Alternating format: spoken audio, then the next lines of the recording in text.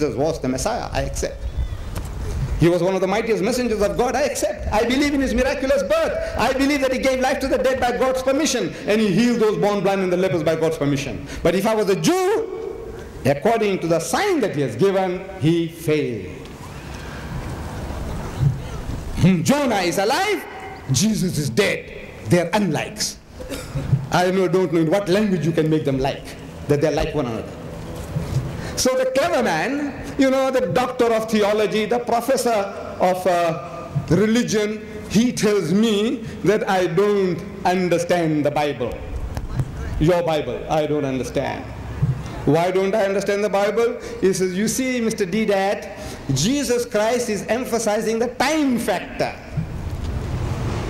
Look, he uses the word 3-4 times. For as Jonah was 3 days and 3 nights, so shall the Son of Man be 3 days and 3 nights. He uses the word 3-4 times.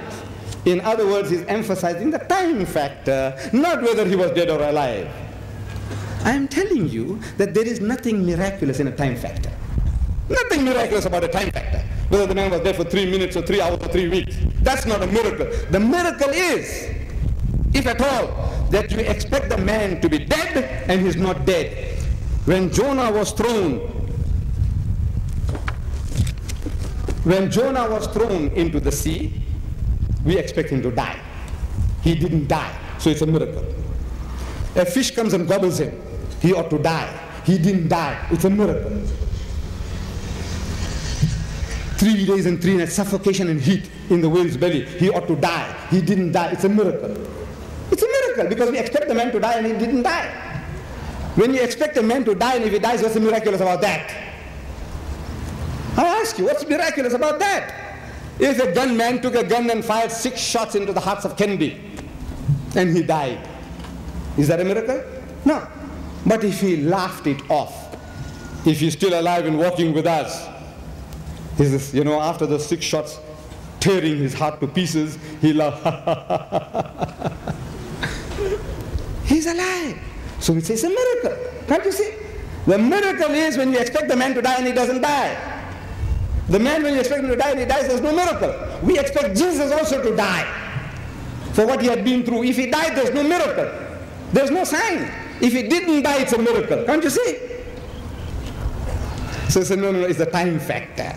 Drowning man clutches at straw. Drowning women do the same. This is the time factor. I said, did he fulfill that? Oh, he said, of course, he fulfilled that. I said, how did he fulfill it? Look, it's very easy to make statements. How did he fulfill it? I says, watch. When was Jesus crucified, I ask you? The whole Christian world says Good Friday. In South Africa, we have a public holiday, Goeie Vrydag. Goeie Vrydag. Britain, France, Germany, America, Lesotho, Zambia, every Christian nation commemorates Good Friday. I am asking what makes Good Friday good?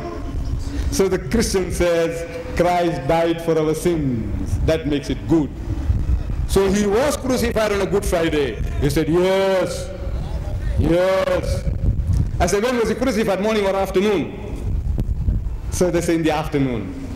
How long was he on the cross? Some say 3 hours, some say 6 hours. I said, I'm not going to argue with you. Whatever you say, I accept. You know, when we read the scriptures, they tell us that when they wanted to crucify Jesus, they were in a hurry. And they were in such a hurry that Josh tells us in his book, The Resurrection Factor, that within some 12 hours, there were 6 separate trials in 12 hours. 6 trials he went through. These things only happen in films. These sort of things, 6 trials in 12 hours from midnight till the next morning and carry on, 6 trials in 12 hours only take place on films. But I believe whatever you tell me. Whatever you tell me, I will accept. So the Jews were in a hurry to put him up on the cross.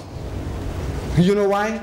Because of the general public. Jesus was the hero, the general public. They loved him. The man had healed the blind and the lepers and quickened the dead. He had fed so many thousands of people with bread and fish. He was the hero. And if they discovered, the general public, that the hero's life was in danger, there would have been a riot. So they had a midnight trial. Early in the morning, they take him to Pilate. Pilate says, not my kettle fish, take him to Herod. Herod says, I'm not interested, take him back to Pilate. And hurry, hurry, hurry. And they did 6 trials in 12 hours. 6. As if they had nothing else to do. But I believe what you tell me. They succeeded and put him up on the cross. According to your witnesses. According to your witnesses. But as much as they were in a hurry to put him up, they were in a hurry to bring him down. You know why? Because of the Sabbath.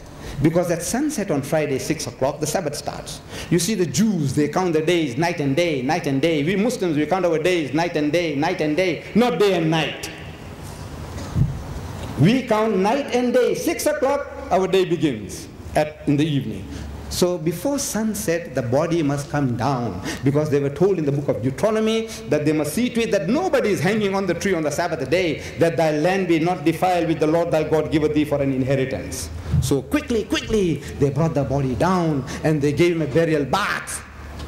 And they put 100 pounds weight of medicines around him, and they put him into the sepulchre. Not a grave, sepulchre, a big roomy chamber above ground. So it's already evening. It's already evening. From 3 o'clock in the afternoon, whatever you do, and the burial bath, the details are given in Josh's book. You know that burial bath alone will take more than an hour. You read the details, how the Jews give the burial bath to the dead. That takes more than an hour itself. But let's say they succeeded in doing all these things in a hurry. You know, they were in a hurry. 6 trials in 12 hours. Now they put him into the sepulchre. By the time they put him in, it's already evening. So watch my fingers. Friday night, he's supposed to be in the grave. Watch my finger. Saturday day, he's still supposed to be in the grave. Am I right? Saturday night, he's still supposed to be in the grave. But Sunday morning, first day of the week, when Mary Magdalene goes to the tomb was empty. That's what your witnesses say. I'm asking how many days and how many nights. You remember? I said supposed. You know why? Because the Bible doesn't say actually when he came out, he could have come out Friday night.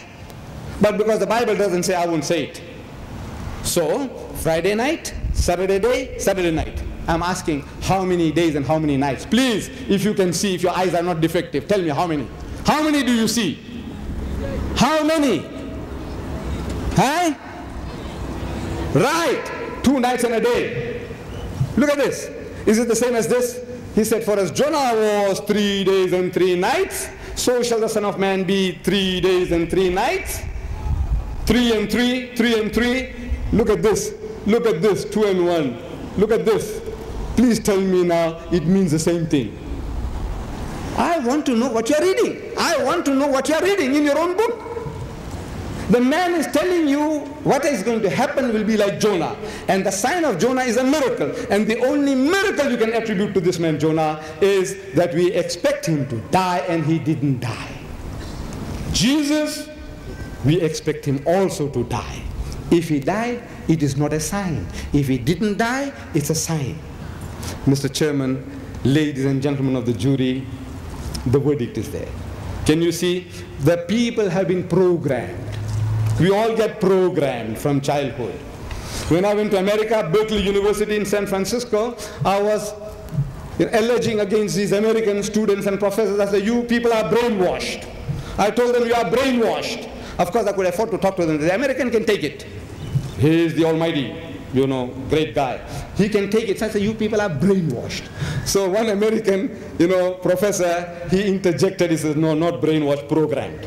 I said, I beg your pardon, programmed. So, Mr. Chairman, ladies and gentlemen, I hope by the time this meeting is over, you will be reprogrammed into reading the book as it is and not as you are made to understand. Thank you very much, ladies and gentlemen.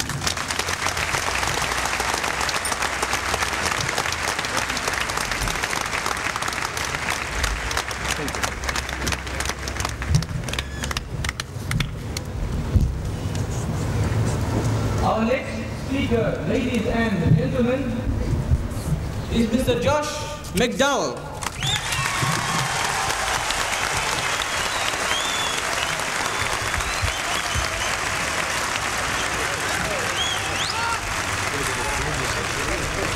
He is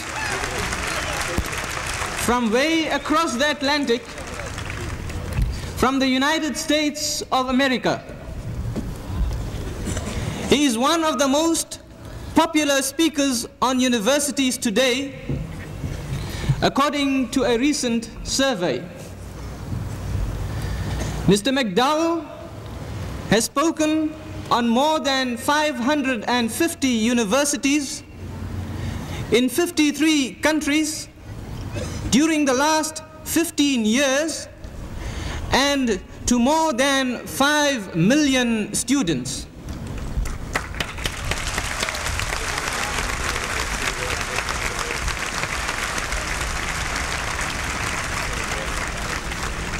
He is an international Christian activist with Campus Crusade for Christ International. He has been a representative for Campus Crusade at pro-Marxist universities throughout Latin America in 1968 and 1969. Ladies and gentlemen, as I have mentioned, Mr. Josh McDowell is a man of qualifications and learning. He is a graduate of Kellogg College with cum laude, and he is a graduate of Wheaton College and Talbot Theological Seminary with magna cum laude, with the highest honors. He is a member of 2 national honor societies and was a recipient of the Lehman Strauss Speaker of the Year Award in 1965. He has featured in 4 films, ladies and gentlemen, and has authored 8 best-selling books.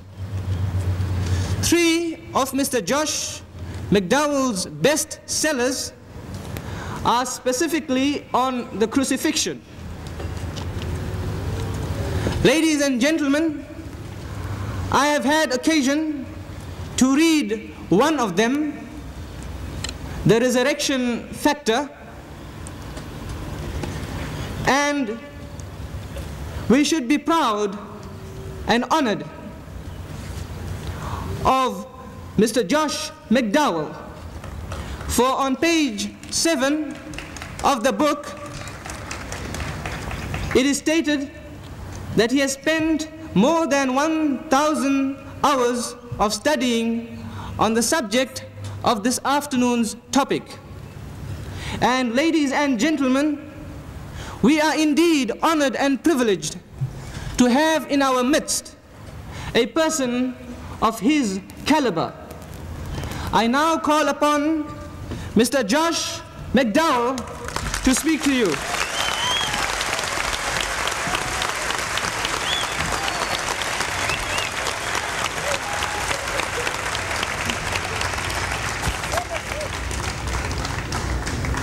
Kuya midak damas en yera.